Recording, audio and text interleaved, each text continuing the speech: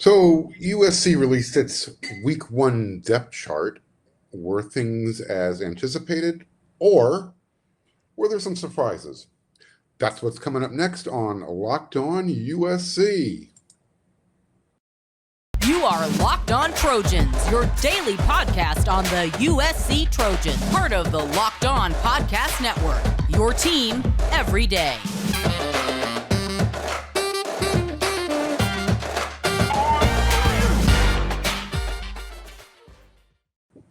Fight on, everyone. I'm your host, Mark Culkin, and thank you for making Locked On USC your first listen every day, whether you're watching on YouTube or wherever you download your podcast. We're free, and I really want to thank you for coming along for the ride.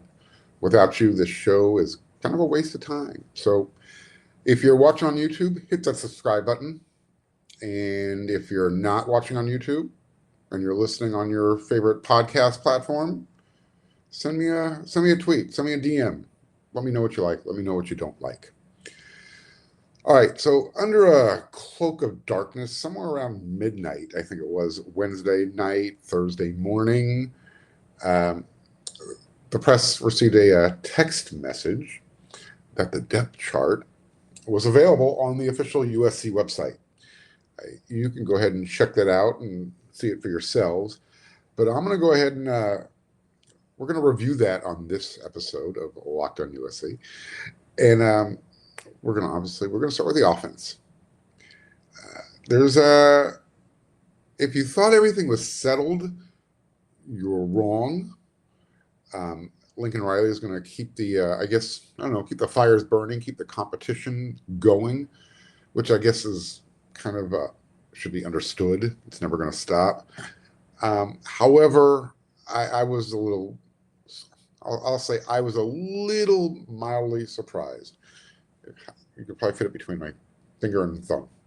That's how much I was surprised. That there were still some oars left in the depth chart. And we're going to go over that. I asked Lincoln specifically about one position, the left tackle position. And, when it comes to the or designation, it means that, or Lincoln Riley said it means that you have good players to work with. No argument. And we'll get to that. I guess we'll dive into that comment when we get to the different positions, specifically along the offensive line. The starting wide receivers, there are no ors between the names. All the starters were defined. Although, the backups, pretty much all of them have an or in between them. What stood out immediately, at least to me, is the three listed wide receiver starters. Each one of them were transfers in this year with Lincoln Riley. So, that obviously sends a message. And whether it was from a lack of effort with the returning players, or Lincoln Riley just recognized that he needed an upgrade at that group, within that position group. I guess we'll never know. We do know that Caleb Williams was very influential and essential in going and making sure that Jordan Addison became a Trojan. So I'm sure Caleb Williams had some input with Lincoln Riley when they, reviewed film and saw what they had available, and knew that they said, hey, you know what, we might need to upgrade this room. And they did. They brought in quite a few. I believe they brought in 6 wide receivers through the transfer portal. Nevertheless, your starting 3 are going to be Mario Williams, Jordan Addison, and Brendan Rice. I guess if there was a mild surprise with the backup for Brendan Rice, which is the big wide receiver role, it's between Kyle Ford and Kyron Hudson. You'll notice we dropped the where. He's just going by Kyron Hudson. So that's That's good. Everyone's rooting for Kyle Ford because he's been he's dealt with a couple of ACL injuries, and 5-star coming out of Orange Lutheran. Everyone's rooting for him. He's shown flashes of brilliance, what he can be. It seemed like at one time all he did was catch touchdowns whenever he did make a catch. So it just shows that Kyron has stepped up his game. He's caught Kyle. I won't say Kyle's regressed. I know that Kyle has been dealing with some injuries during fall camp, so perhaps that's played a role. But let's look at the positive. Kyron Hudson. This will always stand out to me. After that Cal game last year, the final game of the season, Kyron stood at the top of the tunnel that leads into the USC locker room at Cal Memorial Stadium, which is a very narrow stairway. But he greeted each player that left the field as they made their way down the stairs into that locker room. And Kyron I asked him after that game why he did that. He said he just wanted to remember that. He didn't want to have that feeling ever again. So it sounds like Kyron lived up to those words, and he's been working his butt off during the offseason, and it's paying off. He is now he has the oar between him and Kyle Ford, and they will be backing up Brendan Rice at one of the wide receiver positions. Let's go over the other wide receiver roles for you. So backing up Jordan Addison, you're going to have Terrell Bynum, transfer from Washington, and then C.J. Williams, a freshman from Mater Dei. And, we got one more wide receiver position group. Did I slip through there? There we go. The slot, the inside guy, the speed guys. Mario Williams, and then backing up Mario, you've got Taj Washington or Gary Bryant Jr. So, again, it looks like the way they have this listed, Taj before Gary Bryant, I'm going to attribute that because we've mentioned this before in our injury reports on Rehab Island. Gary was dealing with some injury at the beginning of fall camp. He's healthy now. So I anticipate all of these guys seeing time on the field on Saturday. No reason they shouldn't. None whatsoever. The running backs have the oar between Travis Dye and Austin Jones, with Rayleigh Brown as their backup. Now, here's probably maybe the most interesting part of the depth chart, at least for me, on the offensive side of the ball. There's no sign of Darwin Barlow's name on the depth chart itself, but Riley did say after Thursday morning's practice, when we met with him via Zoom, that all four of the running backs were going to play on Saturday. I guess he hinted that all four were going to play, but he didn't really want to get into the specifics and about how much. So if we're reading the tea leaves, you're going to be seeing Travis Dye and Austin Jones and Rayleigh Brown, and then depending on the score, how much are we going to see of Darwin Barlow in the second half? Again, just throwing it out there, speculating. Got nothing to play basis on whatsoever.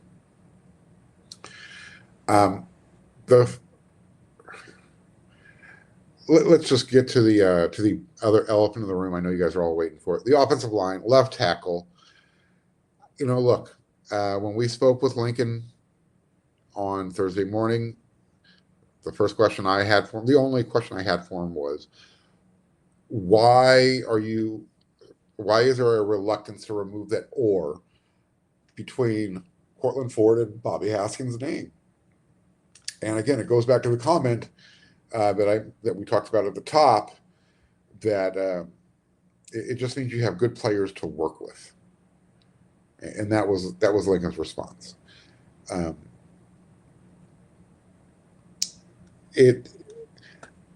I have learned through sources that Courtland will be starting Saturday. Now, it's very obvious that both of these guys are going to be playing. I'm referring to Courtland and Bobby Haskins. without a doubt. In fact, I don't want to say that you're going to see equal snaps, but these guys are. Lincoln still wants to see what he's got with Bobby Haskins because of, he didn't get to play during the spring, and I believe I mentioned he had I won't even say a minor setback, but he hasn't been consistent through fall camp. And those are Bobby's own words. When I spoke to him after Tuesday's practice, I asked him, what he was asked what it's going to take. And he basically said consistency for him to earn or to earn that starter's role. So there you have it. Your starting offensive line, you're going to have, from what I've learned, we anticipate Courtland Ford left tackle, Andrew Voorhees left guard, Brett Nylon center, Justin Dietich right guard, and Jonah Monheim at right tackle. Backing them up, though, let's go over that real quickly. So you've got Courtland and Bobby at left tackle battling it out. Behind Voorhees, you have Gino Quinones. Behind Brett, Andrew Malek is your backup center. Justin Dietich. Behind him, you have Joe Bryson at right guard. He's sliding into that role while Jason Rodriguez is on the mend. And then at right tackle, backing up Jonah, you have Mason Murphy. Your tight ends, Lake McCree or Malcolm Epps. Okay. And then behind them, you got Josh Follow. We went over the wide receivers, quarterback. We know we got Caleb Williams, Miller Moss. We did the running backs already. So there you go. That is your offensive depth chart. Should be fun. We'll see how many of those guys play and of how much. Are you one of those people who think it's okay to drive stoned? What's the worst that can happen? You end up driving below the speed limit. It's no big deal, right? Wrong. The truth is your reaction times slow way down when you're high. You not only put yourself in danger, but everyone around you. Talk about a buzzkill. Stop kidding yourself. It's not okay to drive high. If you've been using marijuana in any form, do not get behind the wheel. If you feel different, you drive different. Drive high, get a DUI, dude. Bruh. How's that? It's my stoner talk. All right. So let's start with the defense, and let's just jump right into it. That defensive line group. I think this is start up front in the trenches, right? All right. Defensive end. This is a no-brainer. Anybody who's questioning this one, you need to have your head checked. Tuli Pelotu is your starting defensive end. Behind him, you've got Nick Figueroa.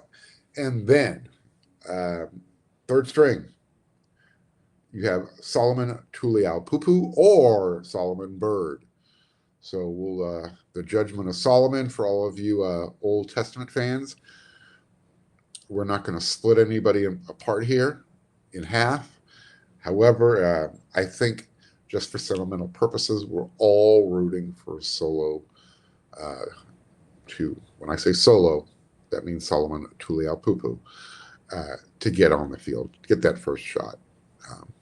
I think he's just earned it just because he's been here longer, and if he's healthy enough to play, if I'm the coach, he's getting the first opportunity. Nothing against Solomon Byrd. Again, this is my own sentimental pick. At nose tackle, hey, you got Stanley Taufo, or, and I think I went out on a limb with this one in my prediction, Brandon Peely. So I guess that's going to be a game day decision, or when the staff is done reviewing film after Thursday's practice and on Friday I guess they'll do a walkthrough. And then behind that, backing both of those guys up will be Jamar Sakona. Defensive tackle, hey, Dijon Benton or Tyrone Taleni. Interesting. Here's my takeaway from that. I think DeJohn is still going to be the starter, but I think the staff likes the maturity that Tyrone brings. He's one of the older guys on the team, so that's a good thing. And then backing those guys up, you have Sinjin Astani or Earl Barquette Jr. Rush end. All right, here we go. Romello Height or Corey Foreman. So it looks like Corey has stepped his game up, did what he had to do during once he got healthy enough to practice. That's a good thing. Having both Romello and Corey being able to rotate in, fantastic, right? Nobody should be complaining there. One of the cornerback spots, look, he's held on to it since he's been playing with the ones all fall camp. Dante Williams challenged him after the spring. Sierra Wright heard the words, took it to heart. He is going to be your starting cornerback. Backing him up, and then backing him up will be Jacoby Covington, the transfer from Washington. At nickel safety, Jalen Smith, and behind him you have Latrell McCutcheon. Jalen Smith is moving up to nickel while Max Williams is moving back to the free safety spot, while Kalen Bullock is moving up to starting strong safety. This is basically, they want to get Alex Grinch said they want to get their best guys on the field. Part of this has to do with the injuries that they've been dealing with with the group. Nevertheless, you're going to see a bunch of versatility and movement with the safety group rotating and playing different spots throughout, maybe not just this game, but throughout the season. One of the things they really like with these guys is the versatility. All right, at the Mike linebacker. So Eric Gentry, he's your starting Mike. Behind him, I said keep an eye on this, to a CV Nomura. And then behind CV, you've got Rajon Davis. At the will, now this is really interesting. Weak side linebacker, Shane Lee or Raylan Goforth.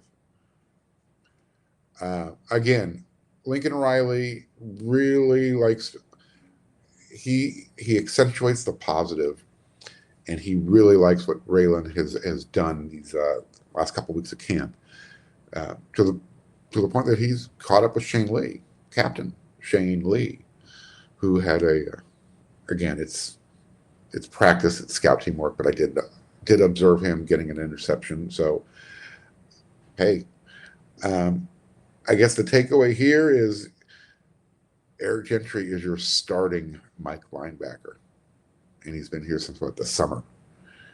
The staff is really fascinated by his length and the problems that he can create in the middle. Now, we'll see how he handles the Rice and their power running game with their fullback. How will all 6'6", 200 pounds dripping wet of Eric Gentry handle that? We'll find out on Saturday.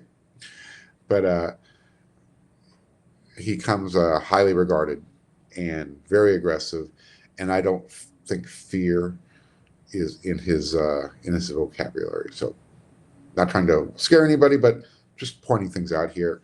Rice does like to use the power run game, and they do use a very large fullback. So we'll see. Somebody has to meet that guy in the hole, right? You're up. All right. The other cornerback, you've got Mekhi Blackman, who will be paired up with Sierra Wright. Backing up Mekhi, you have Prophet Peanut Butter Brown. As mentioned, Kalen Bullock is your starting strong safety. Anthony Beavers, told you he's moving on up. You've got him backing up Kalen, and then Xavier Alford behind Beavers. And, again, Anthony is working hard. He's earning it, but Xavier has been dinged up throughout fall camp. So that's probably why he's, that's probably why Kalen's at strong safety right now. And I mentioned free safety. You've got Max Williams, and then backing him up, you've got Zamarian Gordon or Bryson Shaw, the transfer from Ohio State. So there's your defensive depth chart. I'm not sure if there's really anything that, other than all the oars on the defensive side of the ball compared to the offensive side, nothing really big to take away from there. I mentioned, how Corey Foreman's made a pretty nice comeback. You got Tyrone Tallaney, you got Brandon Peely, all these guys, specifically Peely, who has worked his tail off. I mentioned how much weight he's dropped. We should be able to see his athleticism really flourish in Alex Grinch's defense. It's an aggressive style. It's an attacking style. He wants you into that backfield, creating chaos quickly. If you don't, he'll find somebody who will. Let's go over the special teams real quick. This is probably the biggest surprise of the depth chart. I think everyone anticipated Alex Tadhouse being your starting kicker. Well, he is. He will be handling the kickoff chores. Dennis Lynch is your starting place kicker. So Lincoln Riley mentioned when we spoke to him Thursday after practice that he is probably one of the hardest working guys he's ever met. His work ethic is beyond reproach. And that really caught Lincoln's eye, as well as he said that he was just slightly more consistent than Alex when it came time to putting it through the uprights. So Alex will handle the kickoff chores. Dennis Lynch will be handling your place kicking duties. Your holder will be Will Rose. And then you have the Aussie from down under, Aiden Dalton Sleep, will be the starting punter. And we'll be backing him up. So there you go. That's your special teams. They didn't list a depth chart as far as returners. I'll tell you right now, your starting punt return is going to be Jordan Addison, and backing him up, I'm going to say it's going to be Gary Bryant Jr., just from what I was able to kind of glean, what we're able to see during practice.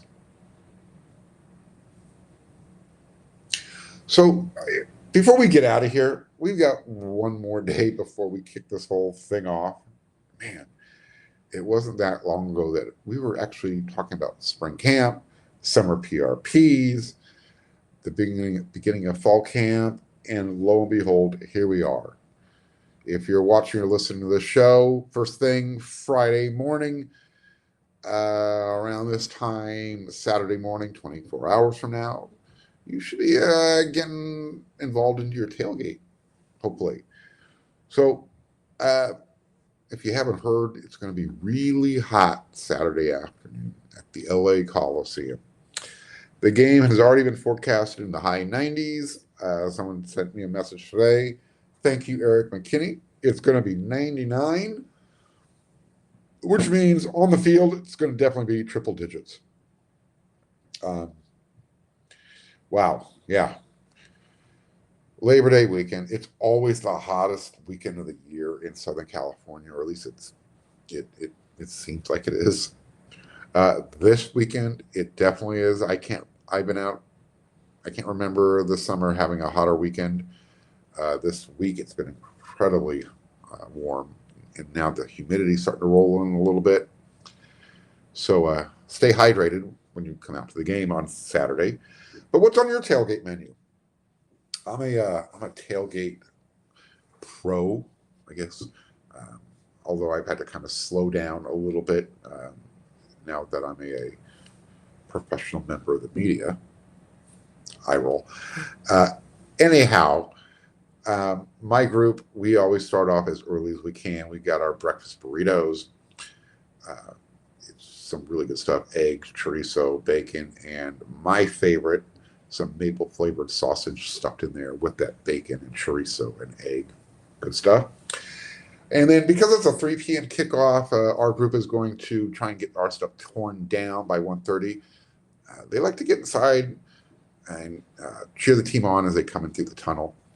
So it's just going to be a real easy day. And with the excessive heat warning, nobody really wants to hang out over the grill and do a lot of work. They want to stay under the tent and watch the games leading up to USC versus Rice. So we're going to be doing burgers and dogs for the first one. Can't get any more American than that, right? What's on your tailgate menu? How early do you like to start? Like I mentioned, I can remember going back when I was a member of the Thundering Herd, and when Pete Carroll had USC rolling, you had to get in line for parking. And this is not hyperbole. I'm not kidding. You had to get in line at dark 30. And if it was a big game like Notre Dame or UCLA or, Ohio State coming in, whatever the case may be, you actually had to get there before it got dark. And we would camp out in our cars waiting for that parking lot to open so we can get to our spot, get set up, and just get rolling. I miss those days. I really do. It's, things change. USC's got some different tailgating protocols, yada, yada, yada. Nevertheless, it's part of college football, and I hope that never goes away. And I hope things can start to improve a little bit at USC as far as the tailgating atmosphere goes.